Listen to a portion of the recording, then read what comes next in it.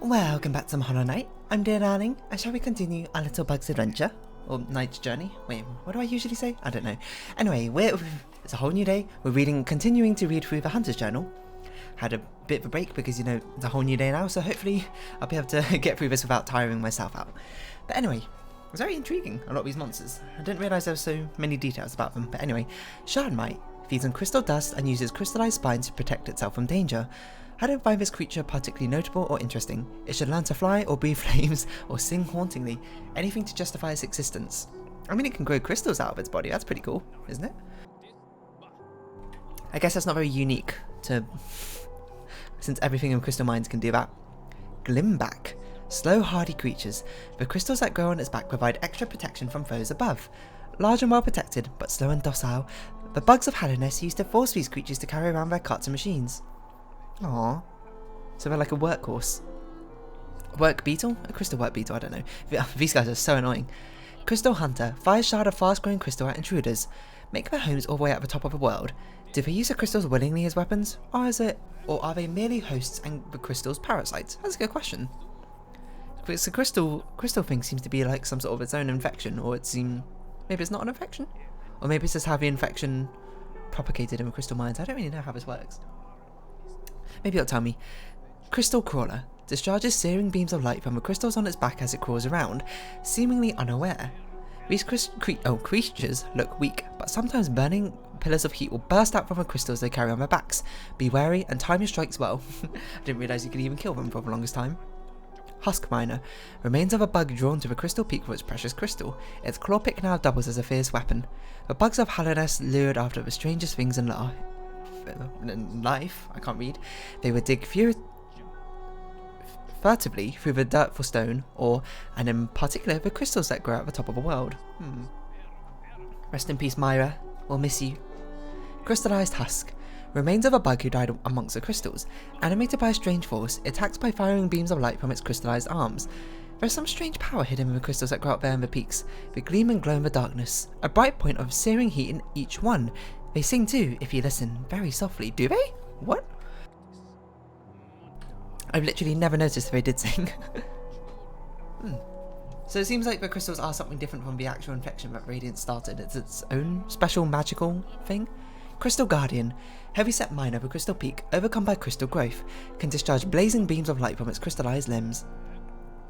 How does the world look to this creature gazing out from within its crystal prison? Does it see only light? Is that what drives it into a frenzy? It would be pretty blinding, I suppose, if the only thing you could see was a crystal that gave off light. Furious Vengefly. Vengefly, whose body has been distorted by continued infection. Highly aggressive. The infection that passes from creature to creature grants strength and courage, but it also seems to enslave the will. Would you make such a bargain? No.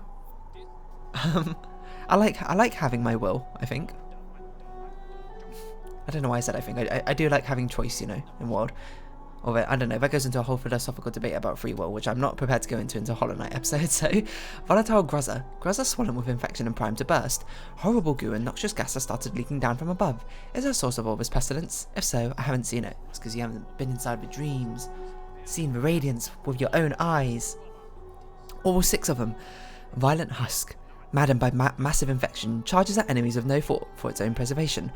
The bugs of Hallownest were twisted out of shape by that ancient sickness. First they fell into a deep slumber, then they awoke with broken minds, and then their bodies started to deform. Infection, it does ya. But it's interesting how it makes the bugs have no regards to their own preservation, so it's not like a parasite, because a parasite wants to preserve its host, right? Infection sort of just whatever. It wants to spread infection, I guess. Slobbering Husk. The body of a bug completely consumed by infection, spits corrosive liquid. That's a really weird, picture of it. I just noticed it's mid-jump. The infection that swept through Hallownest so long ago, they say that the harder you struggled against it, the more it consumed you. But the mantises were able to resist it, weren't they? Does that mean they just maybe this is just myths, you know? Dirt Carver. Swarming predator of a deep nest. Burrows through the ground and bursts out to surprise prey. Springy and vicious, these hunters will try to overwhelm you with the numbers in their dark, tight, twisting caverns they carve through the ground. Always be on your guard. Carver Hatcher. Flying creature that fires out dirt covers from its body when the potential prey comes close. Are these creatures or mothers of the dirt carvers? They appear only loosely related, but then how do the dirt carvers get inside of hatches? A confusing situation. Oh, I should probably be doing a hunter's voice for all of these. I don't remember what hunter's voice is. That's actually true. The dirt carvers are pretty big. How do they fit in the carver hatches anyway? Maybe they got some sort of symbiotic relationship going on, or maybe this is some lamp shading, I don't know. Garpede. Giant burrower covered in thick shell plates, tirelessly travels the tunnels of a deep nest. Monstrously strong, they shrug off any attacks that you make on their thickly armoured bodies. Luckily, if you simply avoid their path, they'll leave you alone. They're very one-track mind, aren't they? Corpse Creeper. Parasitic beast that controls the death of its host after the host's death. The beasts of this land have found plenty of ingenious hiding places, but none so clever as the body of another creature. If you happen on such a beast, rejoice, you've hunted 2 creatures at once. Oh, it's very like 2 birds, 1 stone view, isn't it? Quite literally, I suppose, 2 bugs, 1 stone. Deepling. Infant of the deep nest, scuttles about in the darkness, learning the layout of its home. The deep nest is a dangerous place to hunt, but rewarding. Keep an eye out for the weaker creatures that you can pick off and eat. Keep your strength up in the darkness. They don't look like they'd be very nice to eat, they're very spiky. I'll be honest. Deep hunter. Crawls along the walls and roofs, spitting burning venom at anything that passes by. They can be hard to spot as they flitter in and out of the darkness. Watch for their glowing eyes, that makes them very easy to spot, I think. Actually, that's a really bad adaptation, isn't it? Their habitat is so dark, why do they want glowing eyes to, like, expose themselves? Little Weaver. Nimble spiders that traverse its domain on thin strands of web, often waits in ambush. They can appear from the darkness at any moment. They seem to fly through the air, dancing on invisible strings as they silently stalk their prey. So I guess that's the in-universe explanation of sort of flying about to you. Stalking devout. Worshippers of Hera the Beast shield themselves with hard-plated foreclaws, then lash out suddenly to cut down prey. Powerful, well-armoured and fast. These are no mere beasts. Study their movements and watch carefully for an opening. These ones took me forever to figure out how to kill, didn't they? Didn't see where the opening was. Nosk, a very cool creature. Mimics the shape of other creatures to lure prey to its lair. In the deepest darkness, there are beasts who wear faces stolen from your memories and pluck at the strings in your heart. Know yourself and stay strong. I wonder what memories you have, Mr. Hunter. Shadow Creeper, found only in the deep dark places, has never been observed to eat or drink anything. Wow. This little creeper is weak and poses no threat, but something about it still unsettles me. The way it moves and the noises it makes are strange somehow. I think it's kind of cute, to be honest. Look at it. Lesser Morlek. Attacks by spitting acid and slashing with its foreclaws. If you try to keep your distance, it will spit sticky, burning globs of vile stomach juice, moving quickly and strike decisively. Morlurk. Larger mobile creature wildly spits venom when intruders pass by. How did this foolish creature lose its legs? I suppose it's possible to lose anything if you really try. That's actually a really good point. How did it lose its legs? Maybe it chose to give up its legs. Some sort of evolutionary advantage. Or I suppose it's trying to become a brooding Morlek but lost its legs, haven't they? Brooding Morlek. Ferocious but extremely social creature. Really? Becomes aggressive if not able to mingle with its own kind. Huh. I hear this beast crying out sometimes as I prowl the caverns, although I've never actually laid eyes on it. Who or what is it calling for? As far as I can tell, its voice is never answered. I didn't expect it to be such a social creature. That gives it an interesting depth, doesn't it? Lightseed, a single-celled organism completely infected, scurries about simple-mindedly. Strange air has been seeping down from above for years. Some of the air that became liquid, and some of that liquid became flesh, and some of that flesh came to life. I don't know what to make of it. Living air that is liquid that is flesh. Interesting. Infected balloon, single cell of infection, has a simple mind and can float using internal gases. The infection creeping through the kingdom's dead veins. Does it have a mind? Does it produce soul? Is it truly alive? I don't know. I don't even know how its eyes works. I never actually looked at this properly. I thought it was, you see that like, the light orange top left circle, I thought that was one eye, and then it had a big open mouth, which is that the darker orange circle, and then the top right dark circle is its other eye, and then it had a hand. Now I look at it, that doesn't really make sense. I'm not quite sure how to pass this. Maybe it doesn't have eyes. Oh well. Yeah, I guess it's just meant to be bubbles, isn't it? Broken vessel, shattered corpse, reanimated by infected parasite. The shape of this creature, I've seen something like it before, more than once. Perhaps it looks a little like the bugs of Hallownest, but not quite the same. Where did these empty little wanderers come from? It looks like one of us, doesn't it? A vessel. or never bottom of the abyss. Boo, fly. Large, docile creatures that peacefully buzzes around the caverns of Kingdom's Edge. Too slow to escape from you and too large to hide from you. This prey will not challenge you, but sometimes it's good to take things easy. Probably a lot of meat on it. Primal Aspid. Wilder ancestral form of the Aspid. Once thought extinct, they reappeared at the edges of a world. These cruel foes will ambush you and relentlessly attack with their searing venom. How strange that their descendants are all so weak. If I have children, I hope they will be stronger than me. I think most people hope that. Their children will be better than them, right? Hopper. Leaps at prey and uses its sharp proboscis to drain vital fluids. This hopping thief's belly is full of the blood it has stolen from other beasts. If you hold it above a fire, the belly will grow and grow until it explodes in a steaming shower of fluids. That's kind of macabre, I guess. A bit of vivid imagery there, I suppose, Mr. Hunter. Oh, so it's like a mosquito. I see. A hopping mosquito. Great hopper. Leaps around the edge of a world trying to crush prey beneath its body. A worthy foe, surprisingly nimble for its size. Either keep your distance or try to dance between its hop and strike at its legs. I would not be very good at making like an audio book or something. How can I not read? It does jump very quickly, doesn't it? Grub Mimic assumes the shape of a harmless creature to lure a prey, luring the enemy close by pretending to be a weak little grub. Very cunning. Unfortunately for them, I eat these grubs as soon as I see them. The question is, where do we get the glass jars from? Hiveling. Smallest of a hive's inhabitants, carries out simple tasks, just like a drone. Weak, but hard-working and numerous, their hairy little bodies are filled with a thick, sweet golden liquid. Good to keep a few on you for long hands. What? Use them like as a... what are they called?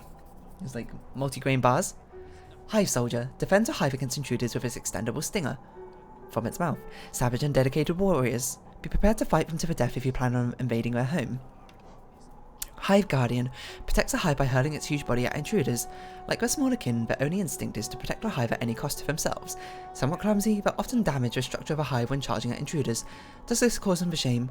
I do not know whether they have a capacity for such a thing. Husk Hive. Cowardly husk, its body colonised by hivelings. Did the hivelings build their nest around this sorry bug, or did the bug squeeze its body into their nest? Either way, they seem happy enough together. There's another symbiotic relationship. Very cute. I like to think they're like sort of mama, aren't they? Hive Knight. Loyal protector of a hive's queen, flightless but ferocious in battle.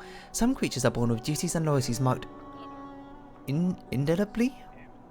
I don't know that word. Upon their minds, they are strong, but they are also slaves. I mean, this is kind of a hierarchical structure of bees, isn't it? Very interesting. Spiny husk. Overgrown with vegetation, it attacks by firing sharp spines from its body. The spines they fire seem to be mildly poisonous. Don't use them to clean between your fangs after eating. Use them as toothpicks. Well, Loodle.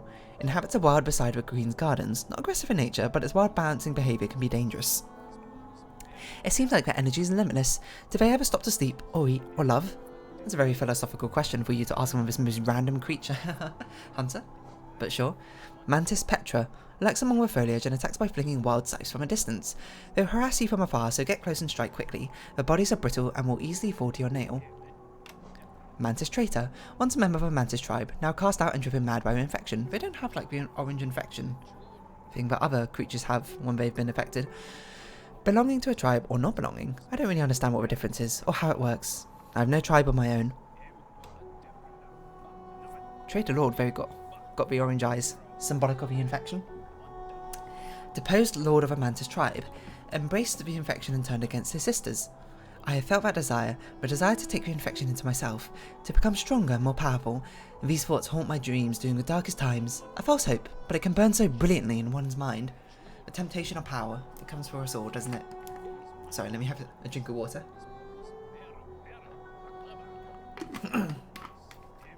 Power hungry we are, as insects. Sharp Boulder. Hardened Boulder, bred for the battle in the Colosseum of Fools, tougher and more aggressive than its wild ancestor. These creatures, I've never seen one fully grown. I suppose they aren't allowed to live long enough to become adults. I suppose that's true, they get sent into a Colosseum almost immediately, right? Armoured Squid. Hardened Squid, bred for battle in the Colosseum of Fools, tougher and more aggressive than its wild ancestor. Strong and quick, when they rear back, either move out of the way or prepare to strike back. Battle Obble. Raised in a Colosseum, although trained for combat, its movements and attacks are still haphazard. They've crafted a tiny mask for it. Is such an extravagance practical, I wonder? Probably very expensive. Like, the overhead costs, it kind of adds up because there's a lot of obbles, aren't there, in the Colosseum. Oh, I guess they probably don't have all too many challenges or something. Oblobble. One of the best names, I think, for any enemy. Larger cousin of your obble, pairs with a mate for life and will never leave its side. Oh, that's why they came in twos, and one gets angry when you kill the other one. Having a mate by your side, one that will never leave you until death. Strange. No mate has ever come forth to stay by my side. Oh, Hunter, are you lonely? Aren't we all? Shielded Fool. Warrior fighting for the glory in the Colosseum of Fools. Warily approaches opponents with shield held high. That Colosseum is a strange place where some bugs fight each other to the death and others watch. I don't understand such obscure rituals. If you venture in, stay on guard at all times. Ventured in multiple times. Sturdy Fool. Warrior fighting for the glory in the Colosseum of Fools. Uses crescent-shaped blades to cut down foes. You can hit the warriors spinning weapons out of the air. Oh! I never tried, I don't think. Straight back into them, really? Useful if they manage to corner you. Oh. Well, it's a bit late now because I've already done my entire Colosseum, but still. Winged Fool. Why do they look so yellow here? Do they always look this yellow? I can't remember. Warrior fighting for the glory of the Colosseum of Fools. Flies just out of an opponent's reach when darts in for the kill. What do they hope for, these warriors fighting in the Colosseum? Are they slaves or prisoners, or do they freely choose to fight? I don't know, actually. Maybe they're like... I was going to say, like, prisoners who are fighting off a debt, but I guess that's kind of what you said. Like, what's that young James Bond book? Hurricane Gold, maybe? I don't know, that's an obscure reference, people aren't going to get that. Heavy Fool. Warrior fighting for glory in the Colosseum of Fools. Aggressively charges down foes. Large, bulky and fighting for its life. Don't underestimate this fighter. It can slither around quickly despite its bulk. It also has a surprisingly beautiful face beneath its mask. Death Loodle. Loodle equipped with a helmet taught to kill. They seem fierce, but they have a lot of difficulty aiming at the target. Watch their motions and strike when the opportunity comes. Take their helmet with you as a trophy. That's a lot of helmets to collect. Do you know how many Death Loodles they send to fight you? Hunter. No way. Oh, we must be getting near the end here. Yeah, we are getting near the end. 17 minutes. I'm not sure what we'll do. I guess we'll get we'll go to the area where the Grim Carnival, sorry, the Grim Troop starts, and we'll start the next episode or something like that. Anyway, Volt Twister. Learn a bug that adapted the teachings of a soul sanctum into a deadly fighting art. Attacks with bursts of energy. Oh, electricity, sorry. Supposedly lives on a diet of lumaflies and spends his entire life fighting in the arena or meditating in seclusion. An odd foe. I can't imagine eating lumaflies, that sounds very painful. God Tamer. Veteran warrior of a Colosseum of Fools. Fights by the side of a creature she has trained. Some hunters train beasts to join them in chasing down prey. I tried it once, but couldn't resist the urge to test my companion's strength against mine. Aww. You could be a beast master, beast hunter. I guess that's not really your lifestyle, isn't it? Zote. A self-proclaimed knight of no renown. He's actually just a few feet away from us. Wields a nail he carved from Sheltwood named Lifelender. Some rare creatures are so weak, so helpless, so inept and so irritating that hunting them gives no pleasure. Oh, poor Zote. Grey Prince Zote. Oh, interesting, a different symbol. Oh, is it to show because these came in the Dreams expansion pack, probably. Figment of an obsessed mind. Lacks grace but becomes stronger with every defeat. Oh. Am I meant to defeat him multiple times? I never tried that. My love, any creature who could bear to be away from you, who would willingly leave you behind or say unkind things to you. Pah, lonely maggots, not worthy of standing in your glorious shadow. She felt her cold body grow warm, a sensation she had almost forgotten. The Grey Prince, chapter 112. I want to read his fanfiction. Winged Zoteling, figment of an obsessed mind, grudgingly assists its master in combat by lazily flying towards foes. She asked whether he had bought the charm for her as he promised he would. But then he explained the charm was actually of low quality and not worth the price he asked. She understood the wisdom of his decision perfectly. What? The Grey Prince, chapter 136. Lingering dream of a fallen warrior, executed for crimes against a king. A life defined by tragedy and triumph, a death marred by sorrow and regret, a spirit burdened by sins and memories, better to wander the world and be cursed with glory. Gorb. Lingering dream of a fallen warrior, a mysterious life form that claimed to contain all of the world's knowledge inside its distended brain. I am Gorb. I am Groot. Elder Who. Lingering dream of a fallen warrior, travelled the world tending to those affected by the plague. Never forget what once was lost, yet do not let it tie you down. Oh, wise words. Mamu. Lingering dream of a fallen warrior, protector of the Queen's gardens. If you believe in something as hard as you can, with your eyes shut tight, eventually it will come true. I don't think that's how it works, Mamu. I just realised that's not your mouth open, is it? That's like a nose. Or like a caterpillar nose, isn't it? Whatever. No eyes. Lingering dream of a fallen warrior. Disappeared during the plague. They're coming. What's inside of you? Strip it out. Haunting. Galleon. Lingering dream of a fallen warrior. Trained in the wilds bordering the kingdom, hoping to become a knight. A knight strives not only to protect the land and its people, but the hopes and dreams of its kingdom. Yeah, that makes sense. Markov, lingering dream of a fallen warrior, only member of his forgotten tribe to take up a weapon. May your efforts lead you somewhere worthy. Markov. Wing mold, a fly-like construct formed of white shell and a dark liquid interior. The bugs of Hallownest believe that their king created this world and everything in it. For what purpose, I wonder? Were his subjects companions or toys or children? Such a mind seems unknowable. Probably just ask some of them. Royal retainer, the most loyal and devout servants of a king. Simple weak creatures find strength by forming a hive and obeying a ruler. Such creatures become the arms and teeth and claws of their monarch. I see. King's mold. Guard constructs of Hallownest Palace and skilled wielder of a curved claw blade. Its heavy white armour protects a fragile body. They say the old king died long ago, but his influence echoes around us still. A creature like that, what did he desire? Sibling. A fragment of a lingering will. Far down below us, beneath the kingdom, the air grows stiller and a sense of emptiness pervades. Can life flourish down there? If so, I will hunt it. Void tendrils. But you can't even get down there. Fragments of void taking shape of the sharp, thrashing tendrils. The bugs of Hallownest sometimes wonder whether there were other, older, stranger kingdoms deep below them. What strange fancies they had. That's probably why they were always so distracted and easy to kill. Hunter. They're just philosophizing. Excuse me, I'm still thirsty. Makes my mouth very dry speaking up continuously, I suppose. Hornet, skilled protector of Hallownest ruins, wields a needle and thread. I've seen this nimble little creature. I fought her prey and pounced at her, but with a flash she stabbed me with a flying stinger and darted away. Could she be a hunter? Yeah, she kind of is, isn't she? Hollow Knight, fully grown vessel carrying the plague's heart within its body. The old king of Hallownest. He must have been desperate to save his crumbling little world. The sacrifices he imposed on others, all for nothing. I guess that's kind of true, isn't it? And what happened to him? Don't know. The radiance, the light forgotten. The plague, the infection, the madness that haunts the corpses of Hallownest, the light that screams out from the eyes of a dead kingdom. What is the source? I suppose mere mortals like myself will never understand. Well, that's your source right there.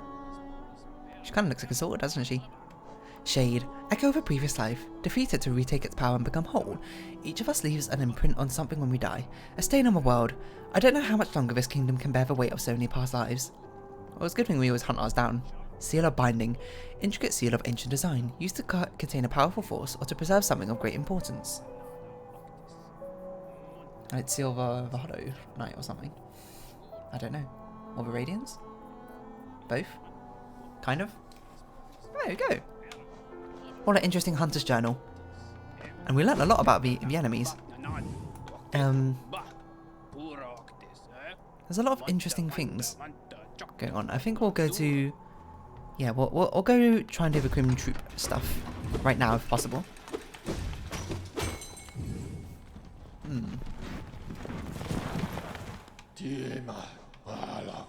I suppose we'll have to do another one then. Once we get all the Grim Troop and... is it Godwoken? The other thingamajig. Expansion pack. It'd be nice to get some, is it this one we have to go open? It'd be nice to get, like, some Hunter's Journal entries on other things, like, other NPCs. That'd be cool. Not gonna happen. Okay. So we had to go this way, I believe. This way? I don't quite remember off the top of my head where exactly we need to go. I believe it's below Joni's repose. Ah. So we sort of... There's a hidden area somewhere. I just don't know where it is. I think it's in that little nook down here somewhere. If not, I'll wiki it. Don't you worry. Is it this way? I think it's this way.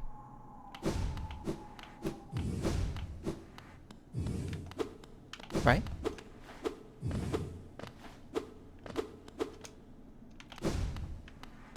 Is it we need to use soul here? I feel like we needed to use soul here or something. Or maybe we dream nail it. I don't know. Is this why there's a soul statue here? To give us the material we need. So let's awaken the green troop. I think that's what we had to do. Nope. Dream nail? I don't remember what we had to do. Hold on, I'm going to look it up quickly. Hollow Knight Grim Troop. You might be like, dear darling, why don't you just pause the video and go look it up? We got to pad out the runtime. It's not half an hour yet. Had to summon. Go through 2 bigger walls, the corpse of a large bug by travelling to a short end of corridor. Oh, is this not it? Go through 2 breakable walls. Just a second. Oh! Inspect. The corpse of a large bug. I guess we dream now, are you?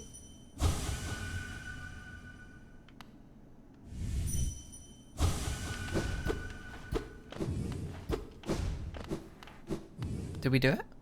Ah.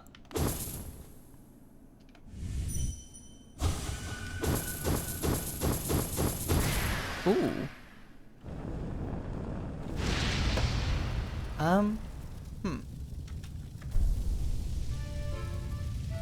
Oh god, circus music. I mean, they are a troupe, aren't they? I guess a circus troupe, that makes sense. Did we do it? After dream nailing the corpse, the torch should now be lit by striking the brazier at the foot of the torch multiple times. A small cutscene triggering a nightmare. Afterwards, returning to Dirtmouth will show 2 tents have appeared, with the biggest one containing Grim. Finishing up ritual using dream nail the corpse will give Master my role apart from you. Oh, I guess we'll just see it ourselves. We're right here, aren't we? Excuse me? Okay. I guess we'll... Oh, apparently it's meant to say Master, my role, apart from you, apart from kin. It pains me so. Apparently the Grim Troops are meant to be here now? Why haven't to Elderbug? Maybe this way?